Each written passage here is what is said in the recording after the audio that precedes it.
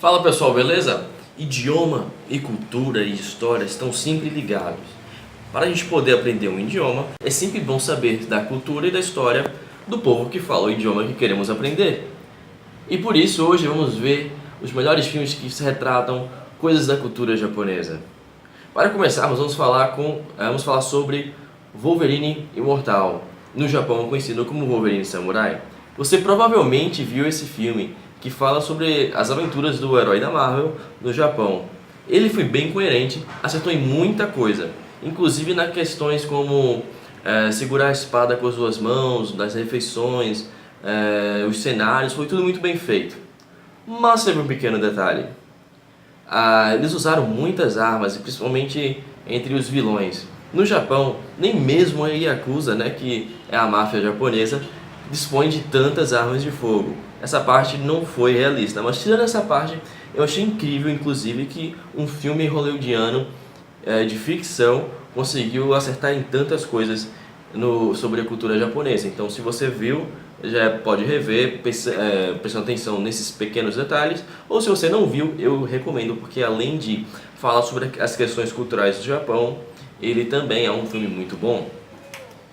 Agora, outro que eu quero aqui mostrar para vocês, também é de produção estadunidense, que é o Último Samurai. O Último Samurai, ele fala sobre um herói da Guerra Civil que vai para o Japão para treinar as tropas, para combater os samurais. Você deve estar pensando, combater os samurais? Bom, o filme se passa na Era Meiji, que era o tempo de modernização do Japão.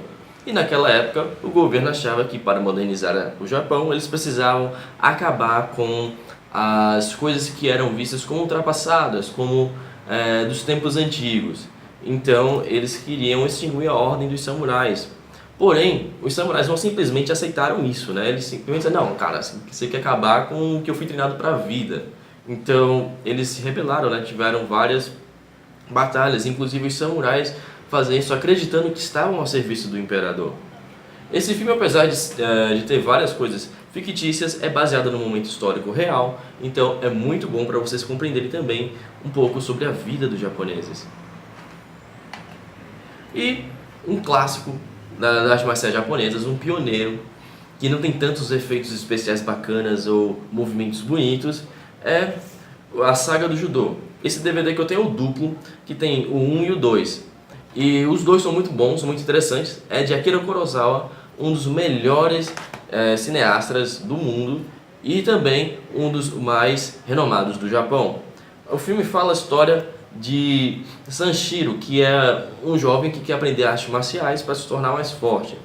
Ele chega numa cidade querendo aprender o estilo de luta do Japão tradicional, que era o Jiu-Jitsu, mas ao ver um mestre de judô, que na época da Era Meiji era uma arte marcial nova, se defender de várias pessoas que estavam atacando ele, ele resolve então ser aluno desse mestre de artes marciais e começa a aprender judô.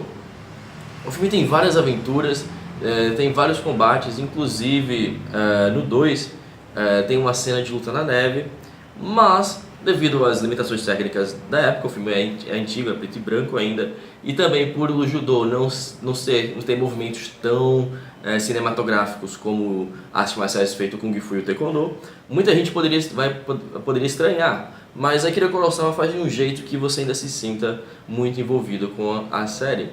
Essa série de filmes, são dois, é antiga, mas fizeram um dorama sobre isso, não fez tanto sucesso, mas se você pesquisar por Sugata Sanshiro Dorama em canais de vídeos ou imagens, você vai ver diversas imagens e vídeos da versão mais nova.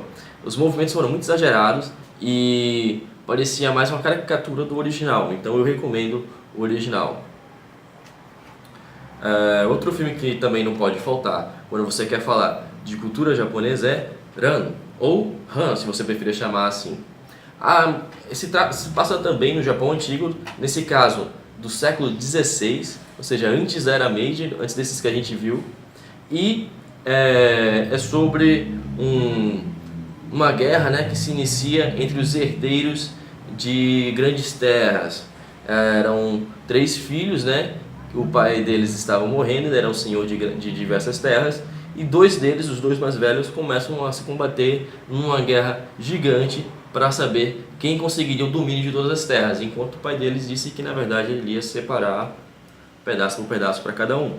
Além de ser muito realista, apesar de ser um filme de ficção, ele também é do renomado mestre Akira Kurosawa e ele é colorido, que é uma coisa muito boa, porque a maioria dos filmes famosos de Akira Kurosawa são em preto e branco.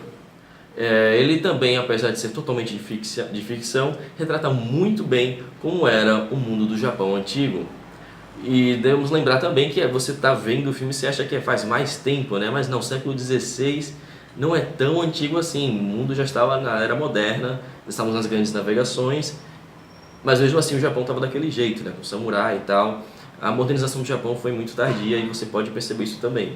Enquanto os portugueses estavam conhecendo o mundo inteiro, o Japão ainda estava com aquela questão semelhante ao feudalismo europeu. E um dos maiores clássicos do cinema mundial, não só do japonês, também em preto e branco, também do Akira Kurosawa, é Os Sete Samurais. Curiosidade, gente, Os Sete Samurais é o filme que inspirou Vida de Inseto. Exatamente, Vida de Inseto.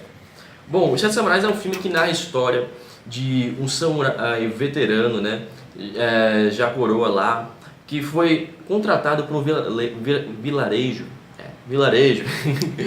bem pobre, que é sempre saqueado. Eles pedem para esse samurai defender eles e ele, vendo que não podia fazer tudo sozinho, né? Ele é só um cara, vai lutar contra vários bandidos, né? Fica difícil. E o que ele faz? Ele recruta, né, mais 5 samurais. E no meio dessa aventura, um cara suspeito, né? Assim, que tipo, ninguém sabia se era samurai ou não, que tinha atitudes estranhas, entra no grupo também e por causa dele ocorre uma reviravolta muito grande no filme. Eu realmente recomendo, porque não só retrata muito bem como era o período do Japão antigo, como também tem grandes reviravoltas e inspirou Vida de Inseto. Quando você for assistir, se você já assistiu Vida de Inseto, você vai ver certas semelhanças.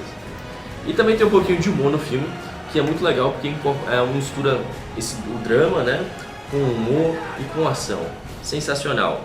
E o último que eu queria falar não é bem um filme, é um anime, mas que pra mim é um dos melhores animes no que é requisito de retratar o período de modernização do Japão. Estou falando de Samurai X, também conhecido como Rurouni Kenshin.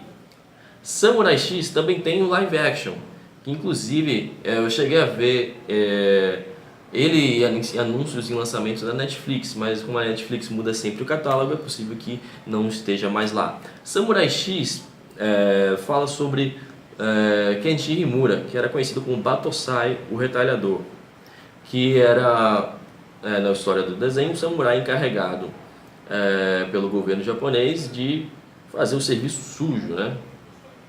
Mas alguma coisa acontece, com o tempo ele se arrepende e se torna um cara do bem, né?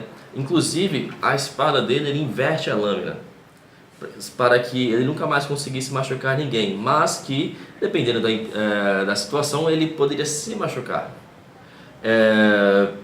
Samurai X contém diversas temporadas e também OVAs, que contam a origem dele, né, e da cicatriz que ele carrega no rosto em formato de X. Não só é muito bom, como é um dos clássicos do cinema, do mundo de anime japonês, né, que fez muito sucesso no Brasil final dos anos 90 e início dos anos 2000, e que também tem o live action, caso você prefira ver em gente, mas eu recomendo realmente o anime ou o mangá, caso você consiga comprá-lo. É sensacional e retrata muito bem a questão cultural, de como era as mudanças do ponto de vista do povo. Porque quando a gente pega um livro e estuda, ou então vê um filme, né, eles geralmente retratam do ponto de vista ou de guerreiros ou do governo, dos vencedores, dos números, das mudanças. Samurai X, apesar de haver muitas coisas exageradas nas batalhas, com relação ao cotidiano japonês, mostra muito bem. Para vocês terem ideia, logo no começo do anime, uma das personagens ela dá aula de do estilo da família dela, né, de luta de espadas, e ela começa a perder alunos porque os pais deles começam a falar que é algo ultrapassado. E depois que um bandido que se fingia ser o Batosai começava a dizer que lutava ao estilo da família dela, aí que ela perdeu alunos mesmo, né? E essa questão da crise que muitos artistas marciais enfrentavam na época por causa da modernização é real. Inclusive, quando o fundador do judô, o Jigoro Kano, começou a aprender jiu-jitsu para poder se defender, na época dele, que também era na era Meiji, só que na vida real, também era muito difícil encontrar professores porque estava caindo, o crédito estava entrando num museu praticamente, coisas tradicionais do Japão. Então é isso, pessoal, espero que vocês tenham gostado. Essa é minha recomendação, né, de filmes para vocês. E se vocês têm algum filme, tem algum anime, tem algum tipo de vídeo, de mangá que vocês acreditam que seja muito bom sobre a cultura ou a história do Japão, comenta aí embaixo. Não esqueça de deixar o like, se inscrever no canal, ativar o sininho, compartilhar com os amigos e de procurar ver cada vez mais, não só aulas, como também outras formas de entretenimento que falem não só da língua japonesa, como da cultura e da história. Então é isso, pessoal, nos vemos mais tarde.